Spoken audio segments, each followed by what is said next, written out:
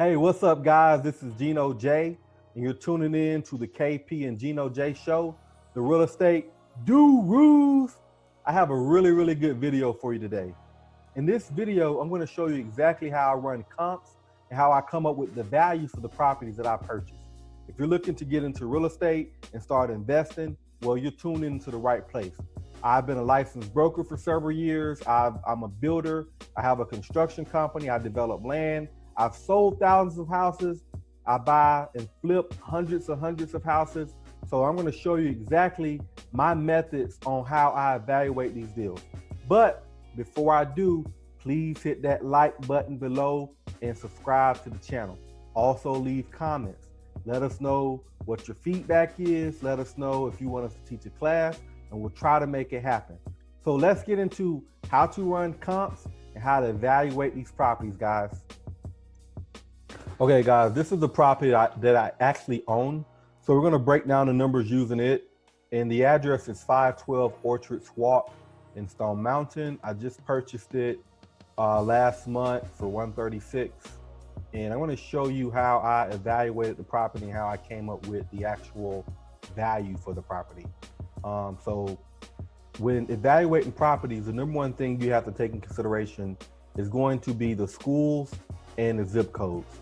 So whatever property you're thinking about buying, just make sure that the sold properties, the sold comps are in the same school and zip code. That's going to be the number one thing.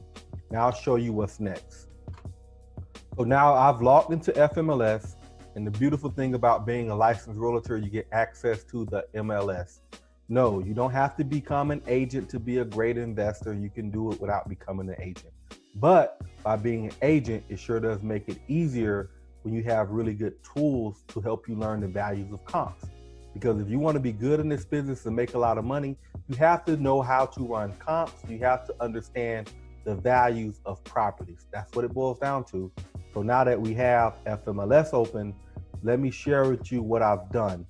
I did a 1 mile radius because I want to see everything that's sold within a 1 mile radius of the subject property. The other thing that I did, I'm only going to look at sales in the past 6 months. Now this can vary from market to market.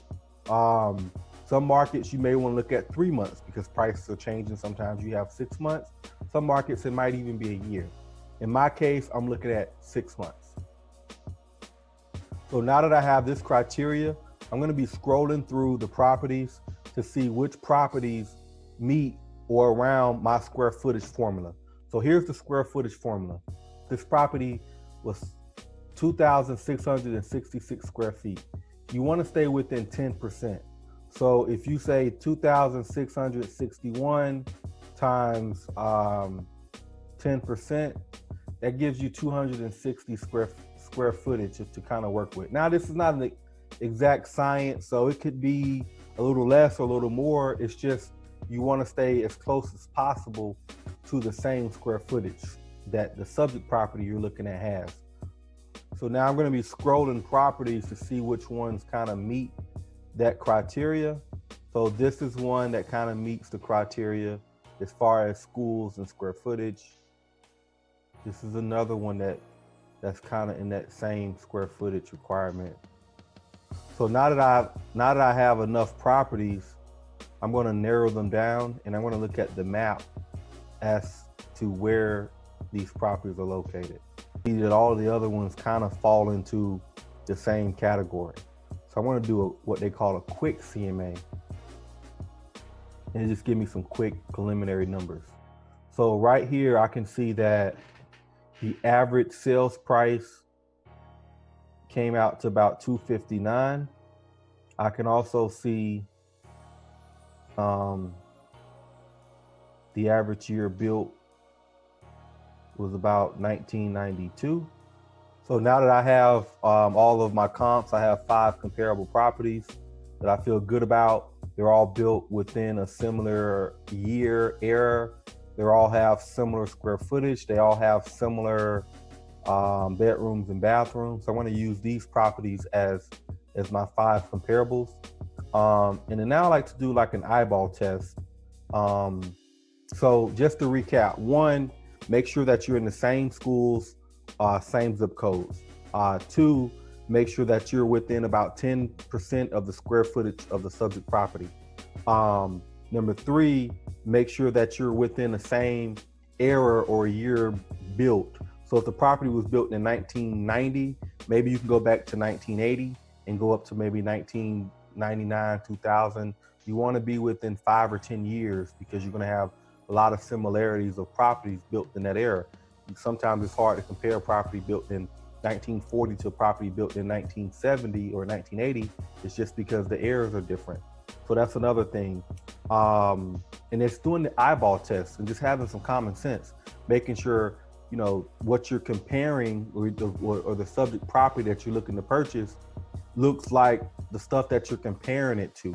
So try to find properties that are similar. So if you have a ranch home, try to find other ranch homes. If it has a brick front, try to find stuff that has a brick front. You can't compare a house that has, you know, vinyl siding to a house that's 4-sided brick. The values are going to be different in those homes. So do, you know, the eyeball test and have some common sense. Make sure that what you're looking at, looks like what the values of what you're trying to get, if that makes sense.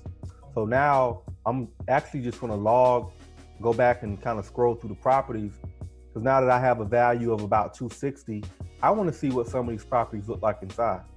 It looks like it's, you know, decent from the outside, and, you know, the inside is nice. So I'm just going to kind of scroll through several properties to see what's renovated and what's not renovated, because sometimes you may have homes in a certain area that may not be renovated, and sometimes by you going in and doing the renovations, you can actually get a little bit more. So let's say the house is worth 250, 260, but all of them are move-in condition, but they all are sold by homeowners living in the homes, where the homeowners didn't go in and put new cabinets and new tile in, but the stuff that's in there is still in good and decent shape. Sometimes the investors can come in and do new tile, new kitchen, and new bathrooms, and update the homes a little bit more and get extra money out the house. So in this case, if homes are worth 250, 260, I may be able to come in and put the money into this house to make it look a lot nicer, and I might be able to squeeze 270, you know, 280, depending on how the market is when I list the property. So that's something to also keep in mind.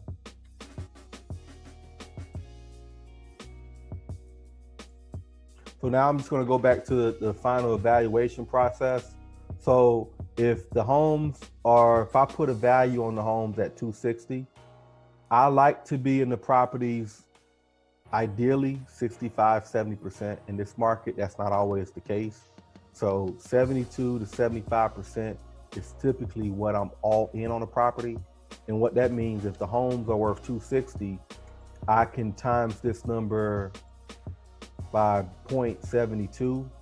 So 187,000, give or take, is the max that I want to be in this house. So now my goal is to see what the renovation cost is on the property. So let's say the renovation cost is 50,000, which I knew was 50,000. I already own the house, but for example purposes, 50,000 renovation. The max that I could pay for this house is about 137 for me to still make a profit on it. Now there is a possibility I can list it a little higher and get a little bit more, because a lot of the homes in the neighborhood aren't really fully renovated, but I still like to take the conservative approach and feel good about getting to 260. Now when the property's finished and it's renovated and it's nice, then I have no problem trying to list it at 279 and try to get a little bit more because I'm making it nicer. But at least going into the situation, I know that 260 is a good value for this property. So guys, I hope you liked the video. I hope you learned something. Please hit the like button. Also subscribe to the channel. We got new content coming out every single week to help educate you on how to be a better investor. So whether you're looking to buy and flip homes, whether you're looking to start doing new construction, or whether you're looking to build a rental portfolio, this is the place to be. This is the place to learn. I'm Geno J. Until next time, see you guys later.